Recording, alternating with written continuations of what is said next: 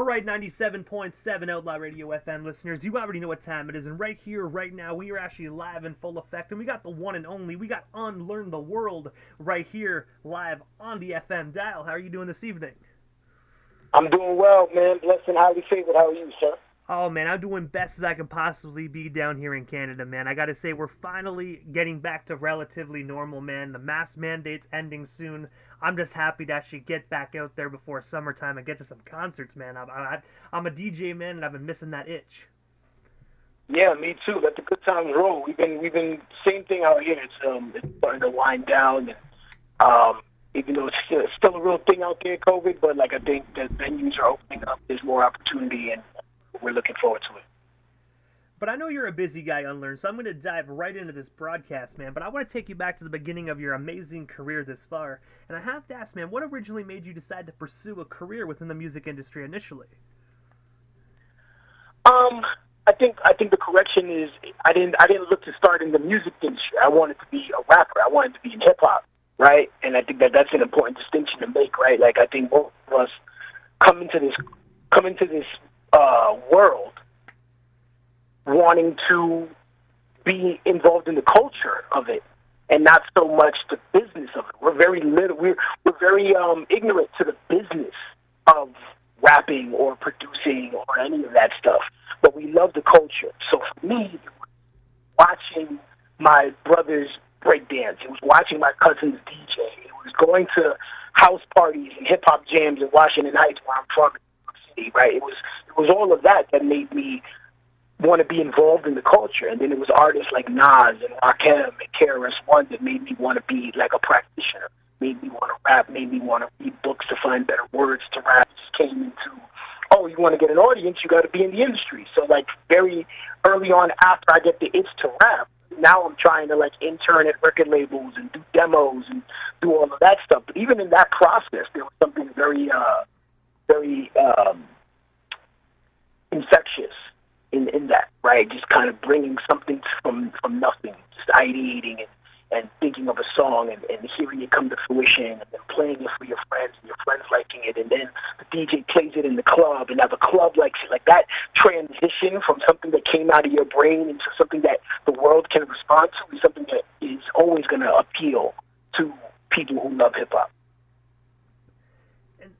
Excuse me, also as well, man, September 9th of 2017, you actually released the phenomenal 15-track album titled I Saint, I Sinner, I Self, man. I was wondering if you can actually break down this amazing record. And of course, is this earlier release still available to be streamed or purchased today?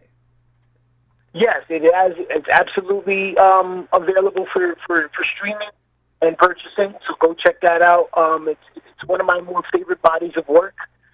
Just kind of embracing my duality as an artist, and it was my first self-produced project. It was my second album, and like that's considered an album. I was doing mixtapes well before that, but it's the first album that I produced all the tracks for. I chose every kick, snare, hi-hat, every sample. All of that was done by me, and it really just, like I said, it was embracing my duality as an artist. That I saint, I sinner, I self is really speaking to me having kind of a socially conscious mindset and a message in my music, or at least by my name, but also recognizing that where I'm from, recognizing my own kind of bad habits or damaged parts, and embracing that, like not shying away from that, right? I think that especially in the Bay Area where I'm currently based, there's a lot of emphasis to be socially conscious and to be quote-unquote a woke artist, right? And I think a lot of artists kind of want to present themselves that way, where for me, yeah, that's the mission. Let's not act like we don't come from where we come from and that we're not tapped in with those aspects of our personality and those aspects of our upbringing that are very gritty and that are very raw and are unrefined, right? So let's kind of, put it out there, put it on the table. In the same way that you want to change in the world, you got to show what you're changing from. So for that album particularly, it was important for me to embrace both aspects of my personality. So you hear that sonically in the beats that I'm choosing, in the content of my lyrics, and then kind of throughout the interludes that thread through the album. And I gotta say as well, the one song that I really love on that record is actually "Witness." I believe it's actually featuring Luna, man. I love the fact how long that song is, man. Sometimes when you actually really enjoy a song, sometimes it goes past you right by, man. But I love the length, man. I really do. Yeah, I appreciate you enjoying that song because that was one of the records where like we did kind of want to go extra artistic with it, right? Like I wanted to do some things different sonically at the end. I wanted to change the way it felt and moved, and then I wanted the substance of the lyrics to kind of sit and exist, and I wanted to give people as many bars as possible about this particular topic, these people that I was talking about, but then send you on a musical journey as well. So I appreciate you shouting that track out. And also as well, man, you were actually the founder and CEO of Intelligent Design Media Group. I was wondering if you can tell our listeners a bit more about this phenomenal label, and of course, what originally made you decide to start it up? Just being tired of the music industry, you know what I'm saying, and trying to beg for a record deal to get recognition and all of that. And I was just like, I've been trained or empowered in being an entrepreneur in one way or another. When I was a kid rapping in high school, I would have summer jobs, and my summer jobs were at a community center where they would pay me to learn about business. They would actually pay young people in our neighborhood to learn what it is to be an entrepreneur, to learn the difference between products and services and what the business world was about. I think one summer I took a computer class, and after building my own computer in this course, they gave me the computer for free. So shout out to that community center in Washington Heights. I think it was called Alianza Dominicana, right? Like it was a cultural hub for these kind of opportunities. So that gave me the mindset of just being a business person or wanting to start my own business one way or another, be an entrepreneur. And then in the midst of the music industry kind of shifting and changing, you kind of see that wave and recognize like, okay, ownership is important. So I was recognizing the importance of ownership before it became like a well-known conversation in hip-hop. I was like, I want to own the rights to everything that I do, everything that I produce, everything that I write and say. I want to be able to own the right of it. I want to be able to put it out whenever I want to put it out and not have to rely on a major label budget or somebody's permission to say the things that I want to say when I want to say them. So just having that kind of imprint. And it's really based on a mixtape series. I created a mixtape series back in the day called Intelligent Design, Volume 1, 2, and 3. And that was before my album was dropped. That was pretty much the body of work that I was the most proud of. So I kind of named my imprint based on this body of work that represents an earlier time in my career. And I have to ask as well, when you actually mentioned that like you created this phenomenal label because you were like sick of the music industry and searching for a deal and whatnot, have you actually signed any other artists that actually have the same mindset as you that were sick of chasing the deal? Do you have anybody else currently signed to your label alongside you, or is it just you right now? Well, I'm the only artist signed to my label. I don't like the idea of signing an artist. That makes me like really, really nervous. An artist signing another artist, especially when I'm actively trying to expand my fan base. I don't really have the bandwidth or the resources to like try to break another artist. But with that said, part of intelligent design is to do artist development. So even if we don't sign you as an artist, we're still willing to provide resources in the way of artist development.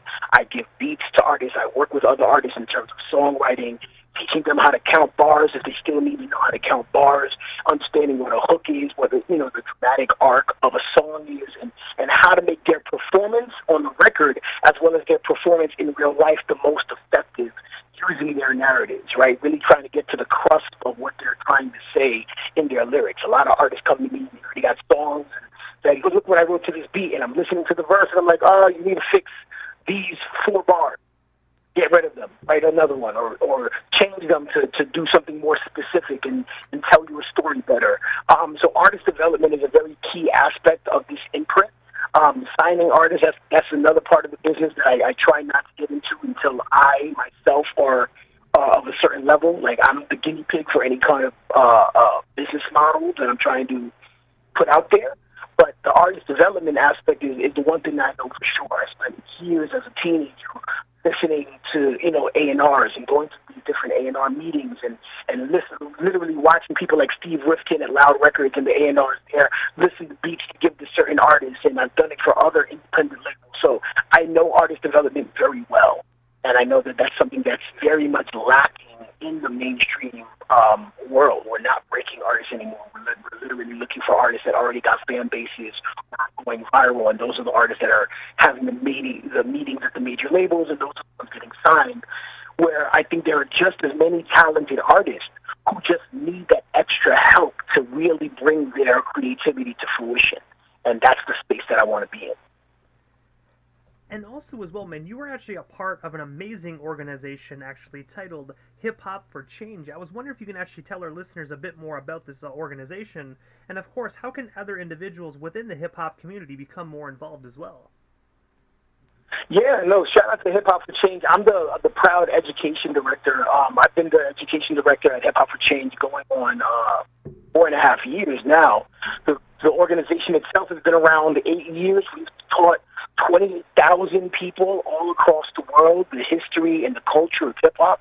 So we're introducing young people, especially young people, but new audiences all around about like how hip-hop got started, why, incorporating themes of social justice into that, getting them to experiment with all these various forms of hip-hop creativity. So it's not just getting kids to learn how to rap or make beats. It's getting them exposed to the pop impact of graffiti, right? Getting them exposed to how breakdancing leaves the Bronx and is now in the Olympics, and recognizing the power that is really in the hands of young people. Young people created this culture first and foremost, right? It wasn't 30 or 40-year-olds in a corporate building that created this. It was young kids in the streets of New York that created the predominant form of youth self-expression all around the world.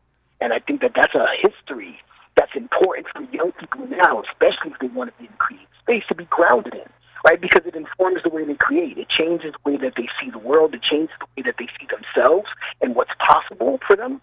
And I think it's an amazing opportunity for hip-hop to move into the next generation and to move into different spaces in our society. We already have the hip-hop that sells hamburgers. We already have the hip-hop that gets people turned in the club. We have the revolutionary hip-hop. But what about that happy medium that we can educate people as well? We can use hip-hop to teach math. We can use hip-hop to teach English. And that's the movement that I'm proud to be part of, and HipHop For Change is really one of the leaders in that movement. So I'm proud to be with them.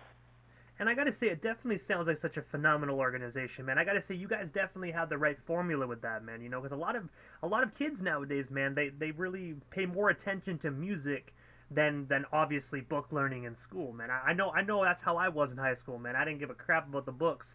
I cared about the headphones. Exactly. No, exactly. We meet students where they're at, right? Like I tell teachers all the time, know who your co-teachers are, right? They're not just the English teacher in the teacher lounge. It's Instagram, it's TikTok, it's YouTube. These are your co-teachers. These are the kids. These are the platforms that have your child's attention when you're not in the classroom teaching them.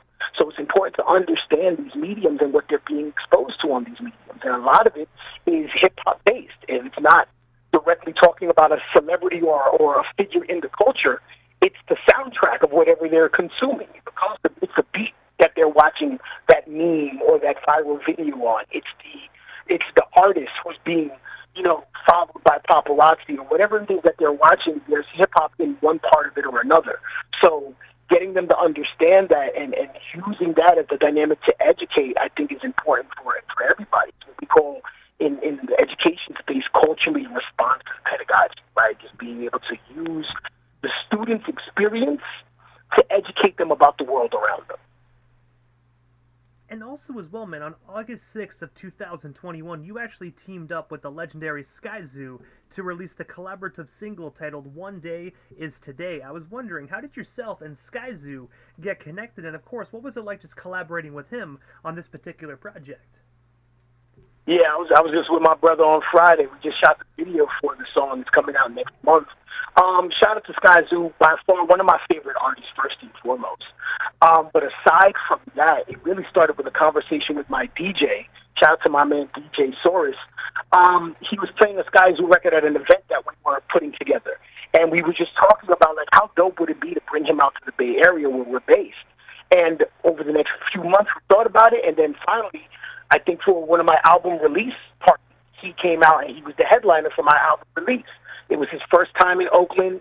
He He has a large fan base in Oakland, so we all showed up and showed out for him. They were here. It almost sold out. We had the place rocking. And it was a magical night. And I think we just kept in touch from there and kept in good relations. And then, I made the beat for the song. And when I was making the beat, I literally said, this sounds like Sky Zoo. I need Sky Zoo on this. So after doing my 2 verses, I sent it over to him, and he was like, yeah, let's do it. Got him on the record, and we've been working it ever since. We put it out last year. We just shot the video for it on Friday. I got to kind of wrap up a couple of other parts of the video, but then we're getting ready to release it come April, and I'm ready for the world to see it. And I gotta say, man, it definitely sounds like a phenomenal collaborative video, man. And if you don't mind me asking, because I know you can't let too many cats out of the bag, because it is an unreleased video, but what can our listeners expect from this music video, man? Do you guys have any, like, exclusives actually in it? Like, where did you guys actually film this video? We shot it, for the most part, in downtown Oakland, as well as a set in San Francisco. So shout out to everybody in Oakland for supporting and being around and just, giving Sky Zoo that town business and letting him catch a vibe. But aside from that, what you're gonna get, or what you should expect from the video, is straight classic hip hop. I mean, we're evoking all the cool video shows that I grew up with as a kid. The BET, Rap City, The Basement, Yo MTV Raps, Video Music Box. If you were a fan of any of those music videos or the video shows from back in the days, we're trying to evoke that for this song, right? It's a classic hip hop song, what we typically call boom bap, and that's the energy that we want to keep, but we want to remind people where that comes from, where that energy comes from, because it's literally the energy that created the multinational global movement that is hip-hop, right? That golden era of sound where you had the Biggies, the Nas's, the Jay-Z's, Tupac, Tribe Called Quest. You had DJ Premier scratching on records for the hook. You know what I mean? Like that kind of hip-hop that most people still think is old school, but there's still a market for it now. People are still actively doing it now, so it's just kind of bringing that to the forefront of what's going on in the climate. And also as well, October 29th of 2021, you actually released the phenomenal 16-track album titled Crowns. I was wondering if you can actually tell us a bit more about this newer release, and of course, do you actually have any hard copies on deck so our listeners can hit you up and actually get some CD copies? Oh, man, I wish I had CD copies. I might make some for the summer, but I think this, by far, in my opinion, is my favorite body of work, and fans could debate whether or not it's my best. I think it's my favorite. I think it's my best. I went to L.A. to record it. This is the first time I kind of stepped out of my own kind of creative space and started inviting people into that world with me. So I got top-notch production. Not only did I do beats, but my man Nabian, who's worked with Kanye West and worked with other people, he's done some beats. My man BJ Payne 1 worked on a couple of records for me. He's worked with Pusha T and a bunch of others. And then I brought it back some old school homies of mine, my man Sincere Noble, my man Yusuf Shafiq. Both I've worked with throughout the course of my career, whether on mixtapes or albums. I brought them in. They've gone on to work with other well-known artists, people like the Cool Kids and Benny the Butcher, so I have a good roster of producers that I pulled from, including my own production. Went to Hollywood over the summer of last year to record it and finalized everything. Shout out to my man Jay Wash, who mixed and mastered the whole thing. It's the best mixed album, in my opinion, that I've ever had, and it just sounds good, and it takes you on this kind of more adult and more polished journey that I've been on, and it shows people, I think this is the album that lets me know that I've arrived, you know what I'm saying? Especially after all these decades of working and putting together music, I think this is the album that people can look back and say, okay, that's his standout piece of work. And also, immediately following this interview, I'm actually going to give the listeners a taste of this record as well, where I'm actually going to play track 6, titled World on Fire. For the listeners that didn't get the opportunity to really sit back and absorb this phenomenal record, I was wondering, can you tell our listeners what can they expect from World on Fire when they hear it, if it's their first time right here on the Canadian FM dial this evening? Oh, big energy. Like that's the only way I could really describe this track. I was playing it for a bunch of students yesterday. I sampled, I think, a song that's very popular from the HBO show Euphoria. I don't know if y'all have that up there. I'm sure you do. It's really popular in the States right now, right? But before it became really popular, somebody just sent me the sample, and I loved it. And I just, I heard the word "the world" in it, and I was like, oh, this needs to be an anthem for me. So, I made the beat, I pitched up the vocals, I put some dope drums on it, crazy-ass bass line, and I gave it to my homegirl, shout out to Rizzo. She put together the hook, and I gave her the lyrics. I told her, I said, I need you to create a hook around what would we do when the world never learns, right? Just kind of reflecting or making it kind of post-apocalyptic, thinking about, like, where we are in society with COVID and all the other things that we're dealing with social injustice and all this other stuff. Like, there's a lot going on in the world, and I don't think that we're putting ourselves in danger if we're not learning lessons from what's happening right now. We're literally history in the making, and I think we're always in history in the making. But if we're not listening, if we're not paying attention, if we're not learning, then we're doomed to make the same mistakes again. Right? So I think this is an amazing opportunity and time for transformation, and I wanted to speak to that on this record. So it's really big. It sounds anthemic. It sounds like it should be played in a stadium for 50,000 people, even though that's not really my audience. I'm an underground artist, but I want to have a record out there that does that you can play it at a halftime show. I could perform it at the Grammys, right, if I ever got the opportunity to, and it would have that kind of impact that I think we want our musicians, and especially in this culture, to have. And also as well, man, Sunday, March 27th, so just later on this month, you were actually going to be sharing the stage alongside the legendary hip-hop group, the Goody Mob, at 1743 San Pablo Avenue out there in Oakland, California. I was wondering, what can our listeners and fans actually expect from this up-and-coming performance? And of course, where can we actually snag ourselves some last-minute tickets? Yeah, this is going to be a big one. This has been a show that we booked before the pandemic, and it's been put on hold since then. So we're thinking it's going to sell out. It's looking like it's going to sell out, but for those who have the pleasure and the luxury of getting those last-minute tickets, you can check them out on my Instagram. The link is in my bio. You can hit Unlearn the World and Goody Mob and snag whatever tickets are left. But I'm really just trying to set a new tone of what is possible for me, right? Like, I'm known as an underground MC. I'm known for a specific kind of very hip-hop sound, but what you're going to hear in this performance is a little bit more nuanced, a lot more melody, there's a lot more musicality in it, but also just kind of vulnerability, right? Really sharing my stories as an artist and not just getting into like the lyrical bag that I'm often in, but really showing people my story as an artist, my abilities and talents as a creative, and being able to really display that.